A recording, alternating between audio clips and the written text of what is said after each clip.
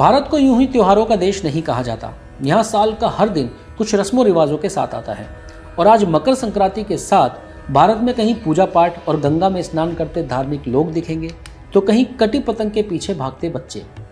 ऐसा माना जाता है कि सूर्यदेव की अपने पुत्र शनि से कभी नहीं बनी, लेकिन मकर संक्रांति के दिन सूर्यदेव शनि के पास जाते हैं और अंत में उन्हें क्षमा कर देते हैं।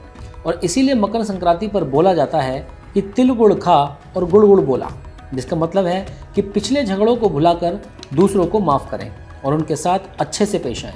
इस त्यौहार को भारत में अलग अलग नामों से भी मनाया जाता है, जैसे हरियाणा और पंजाब में इसे लोहड़ी, उत्तर प्रदेश में खिचड़ी, असम में माघ बिहू, बिहार में तिल संक्रांति, केरल में मकर विलक्कू, गुजरात में वासी उत्तरायण और पश्चिम बंगाल और पूर्वोत्तर में पौष संक्रांति के नाम से जाना जाता है।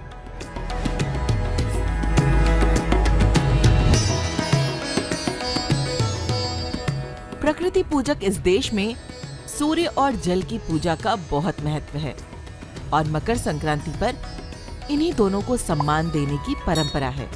संक्रांति यानी संक्रमण काल, इस दिन सूर्य अपनी राशि बदलकर मकर राशि में प्रवेश करते हैं। यहीं से शीत ऋतु से कपकपाते लोगों को राहत की सांस मिलती है, क्योंकि सूर्य देव के उत्तर की ओर मूवमेंट के साथ दिन लंबे होने लगते हैं और सर्दी कम होने लगती है। ये त्योहार नई फसल का भी प्रतीक है और इसीलिए अग्नि देवता को नए अन्न का भोग लगाकर जश्न मनाया जाता है। प्राचीन कथाओं की बात करें तो इस दिन भगवान सूर्य अपने पुत्र शनि के पास जाते हैं। ऐसा माना जाता है इस खास दिन पर जब कोई पिता अपने पुत्र से मिलने जाता है तो उनके पुराने झगड़े खत्म हो जाते हैं। इसके अलावा एक और कथा भीष्म पितामह से जुड़ी हुई है, जिन्हें ये वरदान मिला था कि उन्हें अपनी इच्छा से मृत्यु प्राप्त होगी।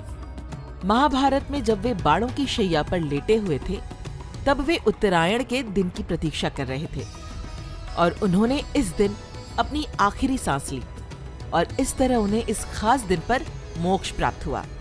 ये दिन पूरे भारत के लिए सूर्य की रोशनी के साथ ताकत और ज्ञान लाता है। मकर संक्रांति का त्योहार सभी को अंधेरे से रोशनी की तरफ बढ़ने की प्रेरणा देता है और एक नए तरीके से काम शुरू करने का प्रतीक है। ये भी माना जाता है कि मकर संक्रांति के दिन ही माँ गंगा ने राजा सगर के 60,000 प्रदान किया था।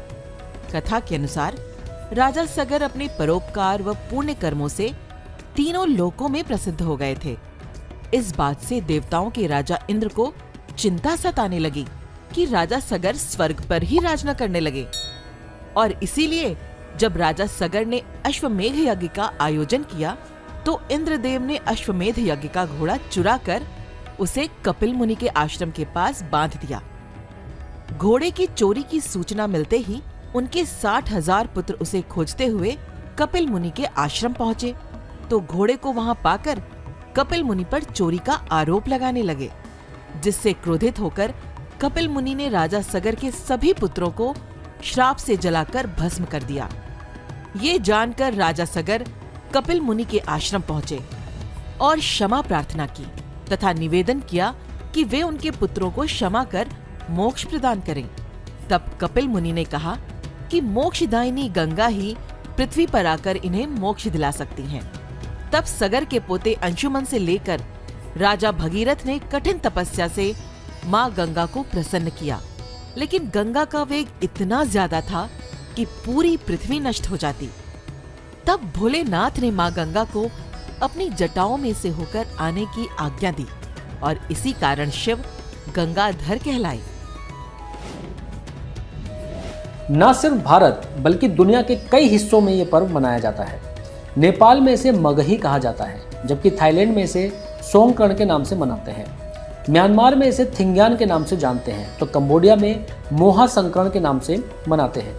वहीं श्रीलंका में इस त्योहार को उलावल थिरुनाल कहा जाता है। पर्व एक है, सिर्फ नाम अलग अलग हैं, लेकिन इसके पीछे छुपी भावना सबकी एक है और वो है शांति और अमन की। ये त्योहार आपके जीवन में खुशहाली लाए, इस कामना के साथ द रेवोल्यूशन देशभक्त हिंदुस्तानी की ओर से आप सभी को मकर संक्रांति की बहुत बहुत शुभकामनाएं।